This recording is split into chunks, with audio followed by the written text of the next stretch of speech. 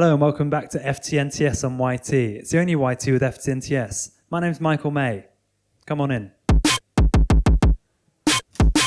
My guest today is Mark Bittlestone. Hi Mark, how you doing? You all right? Very good, thank you, yeah. Yeah, good, all right. Thanks for having me on. Sorry, thanks for having me on. All right, yeah, no worries. Which is the best place to look? The camera. That one, big or one. At me. Just enjoy yourself, just feel at home. Nice. Are there two cameras or is it? There's only one camera. I thought there were two. There's one up there, isn't there? So the first segment on FTNTS every time is I tell my guests how I feel about them. Right. And is that okay with you? You all right with that? Definitely, yeah. Cool, all right. We've become closer friends in the last year. Is that fair to say?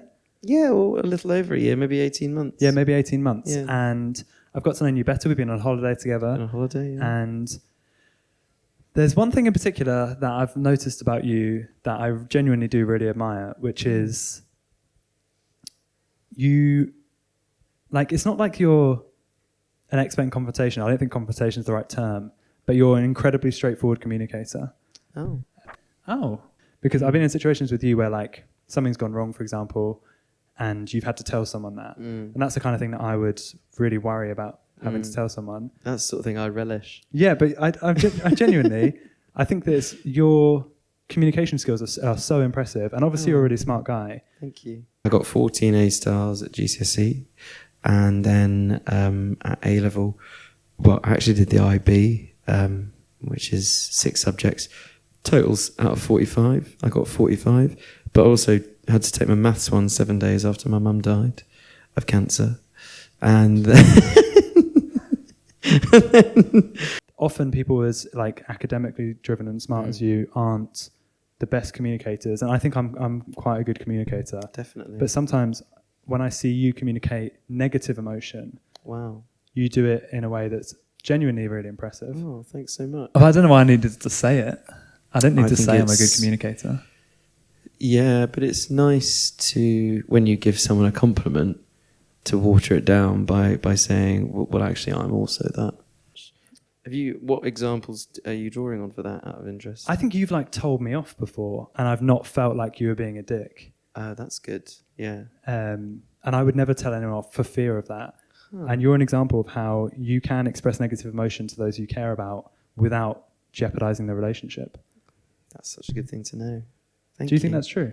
Yeah, I think that no one's necessarily said that to me, but I mean, sure. Everyone loves being complimented ultimately. Is there any compliment that sticks with you that like that someone said it to you and that's really informed the way you think about yourself, do you think? Well, I hope that one does. Yeah? Being a good communicator. Naughty but nice was a prize that I got when I was on a school trip. Oh, wow. What, when you were young? Yeah. Well, I wasn't on a school trip, but I guess I was a teacher, to be fair, but why would they have given me a prize? And the prize actually goes to a teacher. Every year they give out the naughty but nice. It's the first time a teacher won it. Naughty but nice in the context of a teacher is terrifying. Yeah, well, I was, to be fair. All right, question 1. Your dad's book, Odysseus Unbound, it proposed the theory that... Sorry, Odysseus Unbound, the search for Homer's Ithaca. Odysseus Unbound, Your dad's book, Odysseus Unbound, Homer's... I don't know what the colon is. The search for Homer's Ithaca. The search for Homer's Ithaca. Yeah, but just Odysseus Unbound is fine. Yeah, I think it is fine. Yeah.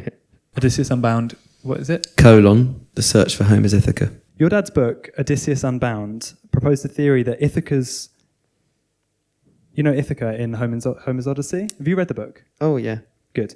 So Ithaca in Homer's Odyssey is actually in modern-day Paliki, Yes, yeah. which is a peninsula of Kefalonia. Absolutely. Both Ithaca's location and Homer's identity have been the subject of much debate since antiquity. What I want to ask you, as an esteemed historian yourself, you actually got a double first from Cambridge in history. Thank you very much. 3 years later, took my university finals, got a double first from Cambridge. But bear in mind, I had to take those 2 weeks after my dad killed himself. So it's an impressive academic record. Which historical mystery would you most like to know the absolute truth about, were you offered that opportunity? Yeah. Now, this is going to shock you. Oh, yeah? I thought you were being sarcastic. Okay, but you were shocked. I was shocked. Yeah, yeah. And you said this is going to shock you because it genuinely was going to shock me. Yeah, I was preparing. I'm a good communicator. Loch Ness. Loch Ness? Yeah. I'm freaked out about it, man. Do you know what I mean? I'm completely freaked out about it. I mean, I know there's nothing there, but I'm still freaked out about it. But if the result of that is just there's nothing there, then you're going to be like, well, of course. I still wouldn't swim in it, though. Is there no other barrier between you and swimming in Loch Ness? Is that like a thing? Would you love to swim in Loch Ness if there was no monster? Yeah. If it could be disproven beyond all possible doubt, then I'd be in there tomorrow. I'd be on the train. It's probably a connection. You don't want to know, like, if like the fate of the Ark of the Covenant, or that's whether Jesus was magic. That's all bollocks. But that's all bollocks. But Loch Ness. No, I'm genuinely. I saw the other day a TikTok about this guy diving in Loch Ness. Yeah. And I actually started crying. I do this thing. It started when I listened to this podcast. No, actually, you're an idiot. I genuinely do this. I don't cry when I'm sad, but I cry when I'm scared. What's your TikTok algorithm like? You got Loch Ness videos. You've got obviously people in their bedrooms doing gay skits. No, I don't get that, to be fair. I get hot guys doing dances or just being models.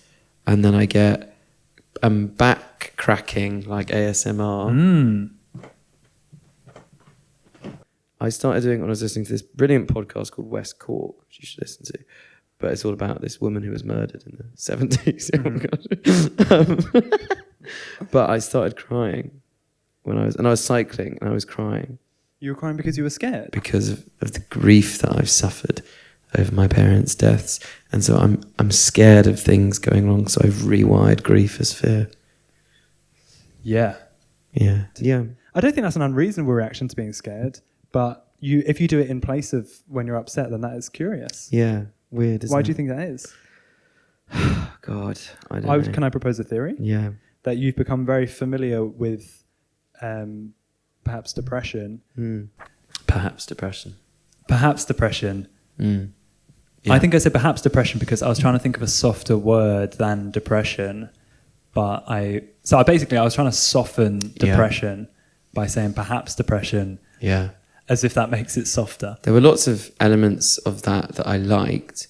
One of which is, I mean, you know that I have experienced depression.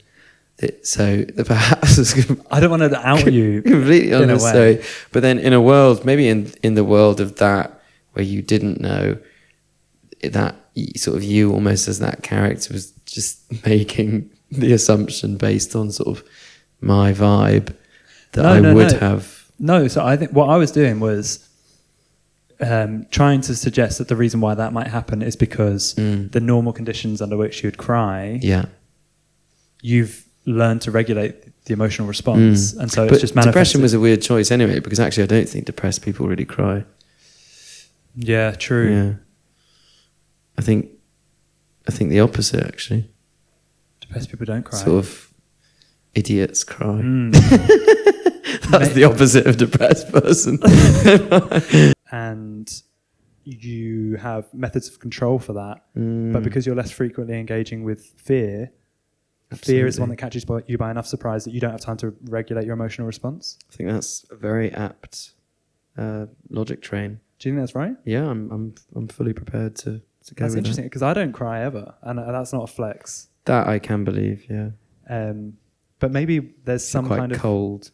Yeah, well, maybe there's a thing that I could unlock. Like, You're a bit like a microwaved meal because you are very warm on the outside, but then when you penetrate about an inch deep, it's cold as ice. Really? But then I think in its very core, it's very warm. I think you have a good heart. But it's that middle section. Is that where the microwave analogy falls apart? Yeah, I guess so. But I think in that... I'm like the bowl or something.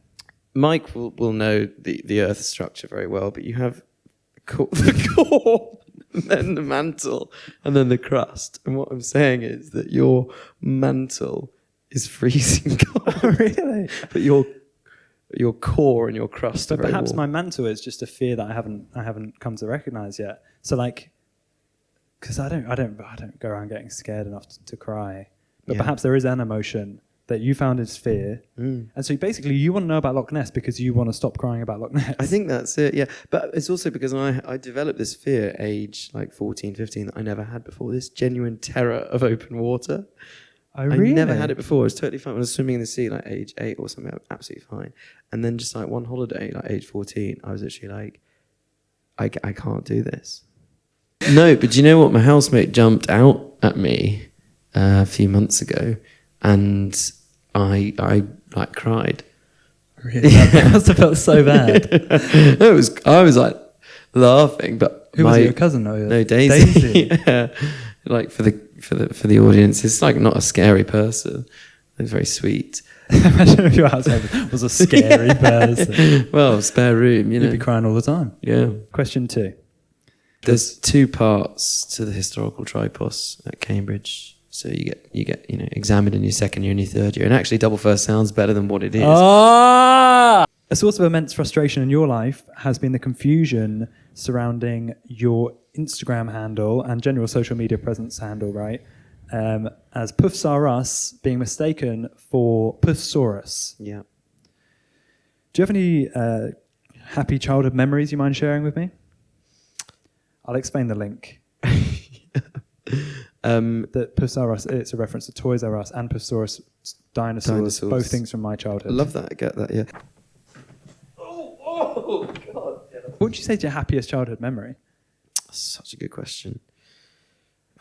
Gosh. It's hard to say, isn't it? Because so much of memory is unreliable. And it's remembering things other people have told you. Yeah, for sure. But I do still think Image I can find a couple creation. of authentic ones. I wonder if you can. Yeah, I've got a birthday party in mind when all my friends were there. And then I can't remember which friend it was, but we shut him in the dog kennel. That was really fun. Yeah. That was the fun. Yeah, that was good. What, did he get out?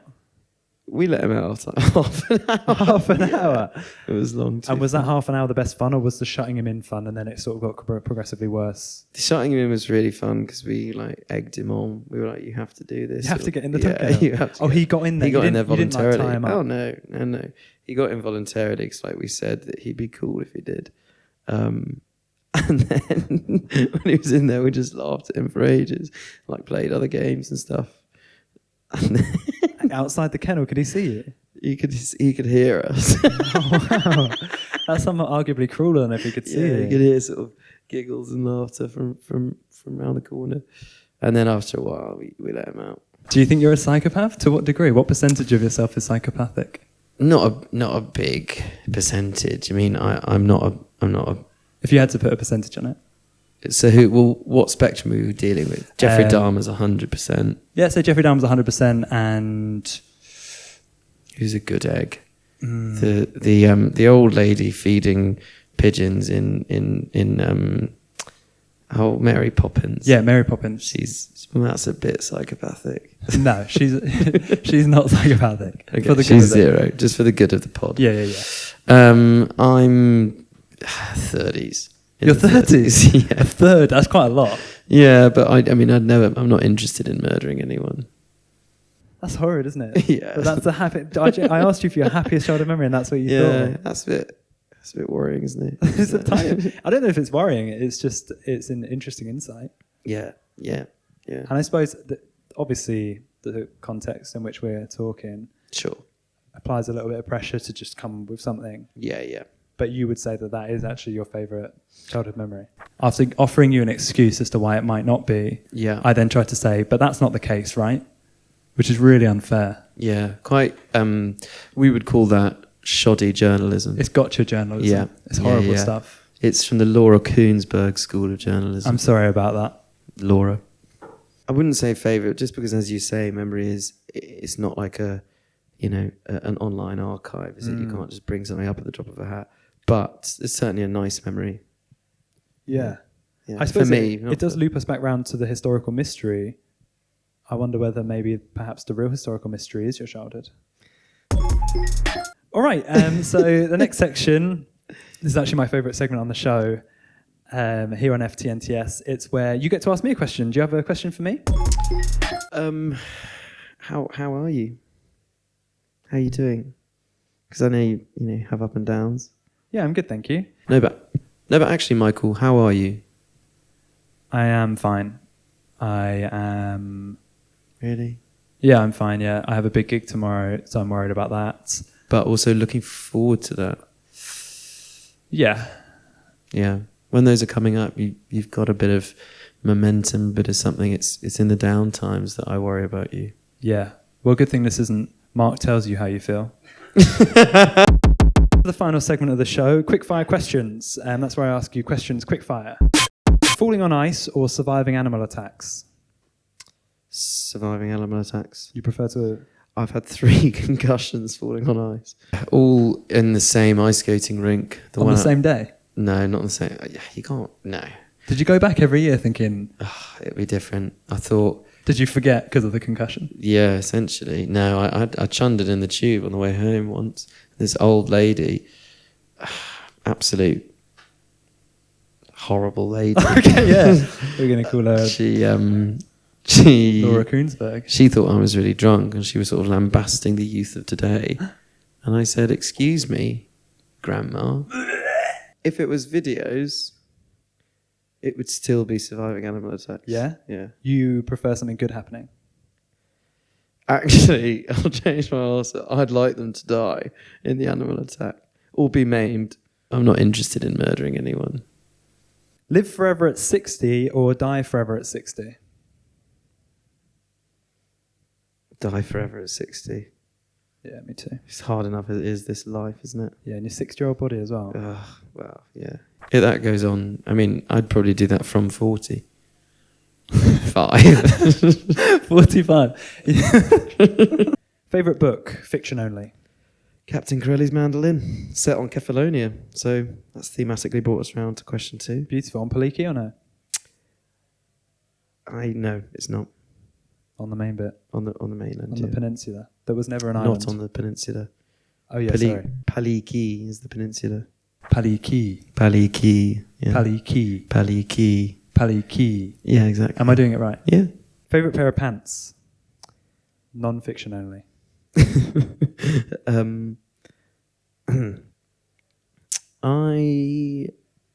To be fair, I just wear Calvins, to be fair. But your specific one favourite pair? It's not white, just because I shit myself too often for that to... You're always shitting out cum, aren't you? Michael, come on, give a bit of respect to the pod. So probably one of my sort of 4 or 5 black pairs. I couldn't even tell you the difference between them. Cum is white, so of all the underwear colours Yeah. to shit out cum into, white would be perfect. Exactly, so you really cocked that up. What you need is brown and white pants Yeah. for all that cum you're shitting out. But also, normally, to be fair, when you shit out cum, some shit comes as well. Not yeah, always. Of course. Not yeah, always. of course. Not always. For the camera. Yeah, and a bit of red, maybe. Oh, Michael. What? It's not bacon bap. Bit of red sauce. Oh, a little bacon pat with the white edges and the... I've not really ever chat out blood. Favourite Emma Chamberlain video? I don't know who that is. Favourite song on Trash Island by Tyboy Digital, Blade and Echo 2K? I don't know. Feel free to give me a track number if you don't know the album. 3. 3, yeah. That's a great shout. Yeah. I think that's 30th Floor. Could be, yeah. It's Waterfall, it's not 30th Floor, and 30th Floor was what I thought it was, and 30th Floor is great, and Waterfall's kind of less good. I don't know anything about it. That's a really good choice. That's one of my favourites. How's it go? All right, thanks, Mark. Thank you so much. In your list of friends, where do you consider me? Am I like second tier? If say that friendship definitely is second tier. Say that. Let's say friendship is Concentric circles. Let's say friendship is the earth, and it's got the core, and it's got the mantle and the crust. Yeah. The core is obviously your nearest and dearest, the mantle and then the crust. So where would, on the earth diagram, where would I sit? You'd sit in the mantle. Really? Yeah. How many people are in the mantle, roughly? Not more than 20. That's really nice. Yeah. Yeah. That's good. Yeah.